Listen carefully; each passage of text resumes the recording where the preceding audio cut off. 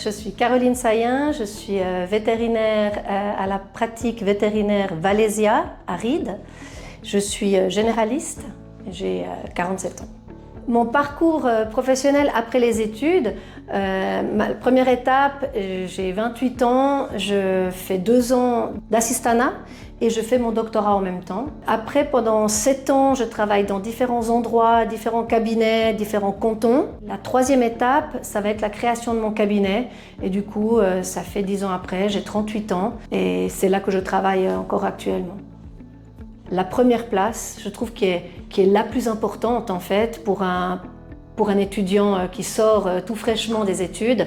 Ça doit donner confiance, ça doit donner envie. Et puis moi, c'est exactement ce que ça a fait. J'ai trouvé la place vraiment idéale où c'était une place de 2 ans, où parfois j'étais à 20%, parfois j'étais à 60%, parfois j'étais à 100%. Et ça m'a laissé en fait la possibilité pendant ce temps-là, de faire mon doctorat en même temps. J'entends parfois des places où les vétérinaires de première et deuxième année sont un peu malmenés, puis ça donne pas envie, puis ils restent pas dans le métier, et puis ça c'est dommage. La deuxième partie a été de faire plein de temps partiel un petit peu chez des vétérinaires différents, et ça c'était vraiment chouette parce qu'on voit plein de manières de travailler. On voit des milieux très différents, même si je suis restée un peu dans des villes. La ville de Martigny, elle n'a pas grand-chose à voir avec la ville de Lausanne, question mentalité. Et puis ça, c'était vraiment intéressant. Et puis forcément, la 3e, ce qui va être la plus importante de ma carrière, c'est d'avoir créé mon propre cabinet avec des associés. Pas tout le monde rêve d'être gestionnaire d'une entreprise, mais moi, ça m'a beaucoup plu. Les locaux qu'on a à Ried, c'est des locaux qu'on a imaginés, pensés, alors avec un architecte, hein, je ne peux pas tout faire, mais c'est vrai que de dire mais là ça ne va pas jouer, j'ai envie de ça, etc. Et puis de choisir les couleurs, de choisir l'identité du cabinet, ça c'est quelque chose de vraiment très chouette et qu'on a après envie de faire vivre. Hein, et puis c'est ça qui est un peu le moteur de ma vie actuellement. Pour moi, c'est primordial de travailler en équipe. J'ai toujours dit, j'ai envie d'avoir un cabinet à moi, mais jamais seul. Je suis quelqu'un d'assez social et sociable, donc j'ai envie de partager. C'est difficile des fois d'être face à un cas, de ne pas savoir quoi faire, de ne pas pouvoir en parler. Je n'ai pas envie de me retrouver dans ces situations-là.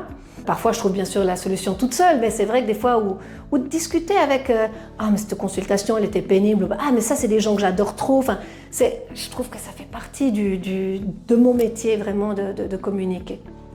C'est vraiment, pour moi, une grande fierté d'avoir ce cabinet qui fonctionne et qu'on met tout en place pour que ça continue de bien fonctionner.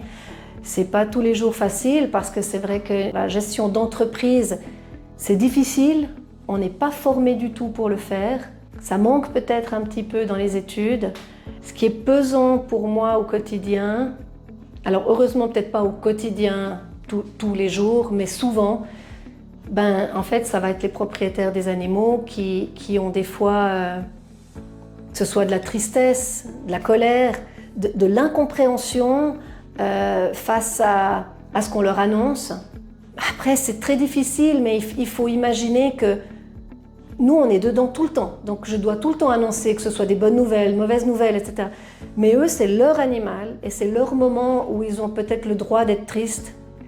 Et là, la communication est hyper importante. Et ça, c'est difficile à gérer émotionnellement aussi. Et des fois, on n'a plus envie. Je crois que le conseil le plus important pour les jeunes qui veulent devenir vétérinaires, c'est de faire des stages.